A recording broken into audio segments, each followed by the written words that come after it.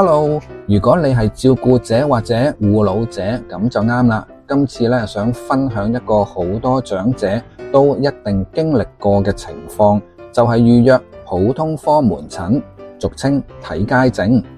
你可能會問，我睇政府醫生只係想平啲啫，咁多唔同嘅地方嘅，好亂喎。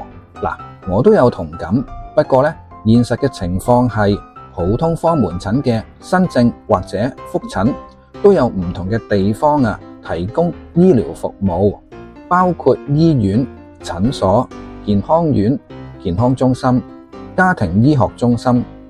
你可以咁樣諗，醫院咧係一間大型超市，而診所、健康中心咧就係便利店。佢哋嘅目的都係想提供更到位嘅服務，照顧到更加多嘅人，包括你同我。其實咧太集中一間醫院，服務大量嘅病人咧，都唔見得係一件好事喎。唔知你有冇試過去一間大醫院覆診，有幾百人集中喺同一個樓層、同一區，啲人多到咧連輪椅都唔夠位放，行人通道都經常遇到阻塞。唔同病房嘅護士叫咪，叫唔同嘅病人名，互相重疊，再加上電腦程式自動播放輪候嘅丑號聲音，嗰個環境有幾亂，可想而知啦。如果你不幸再遇到有人爭執、唔守秩序嘅話咧，就更加麻煩啦。所以有多啲唔同嘅診所、健康中心，減少因為人多而引起嘅擠迫同混亂呢，我覺得都幾好啊。邊個可以預約普通科門診呢？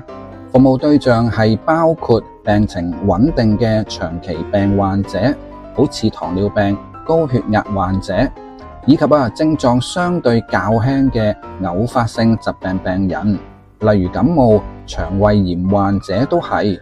你有冇試過想打電話預約門診，但係約極都約唔到呢？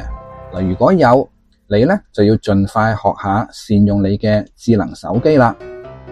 醫院管理局嘅手機 App HA Go 裏面有預約功能，佢唔單止可以睇清楚邊間診所有位可以睇醫生，仲可以幫你嘅屋企人預約未來24小時嘅名額。65歲或者以上嘅長者有長者預約專籌，系統會有預留名額，確保大家可以更容易睇到醫生。最後如果你真係約極都約唔到，就可以試下預約嘅黃金時間，喺每小時嘅59分開始打電話，又或者refresh 一下手機 app， 跟住先預約。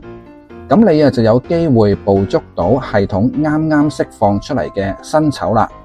記住如果預約咗睇醫生，發現自己去唔到呢，請你最少提早1個鐘取消，將名額留俾有需要嘅人。電話預約系統同埋 HA Go 嘅預約普通科門診呢，都係24小時運作，而且會即時更新診症名額，包括病人取消嘅預約時段。系統會自動釋放空缺，俾有需要嘅病人呢盡快成功預約。以前我哋可以提早起身排隊，排到頭位就有得睇醫生啦。而家就唔一定得㗎啦。Walk in 即係未經預約嘅直接求診。方法雖然可行但係就唔會建議你再咁樣做，因為 walk in 嘅病人可能需要更長嘅輪候時間，而且繁忙時段又或者名額爆滿嘅時候可能會被拒絕應診。如果你想確保及時應診我都係推薦你提早預約。講咗咁耐可能你一時間記唔到咁多嘢，唔使擔心，只要你 save 好呢條片，就有圖文並茂嘅門診預約全攻略，咁就唔怕冇記性唔記得啦。好啦，今日嘅分享就到呢度。如果你覺得呢條片對你有幫助，記得 like 同埋 share 俾你嘅朋友，或者其他有需要嘅人。拜拜。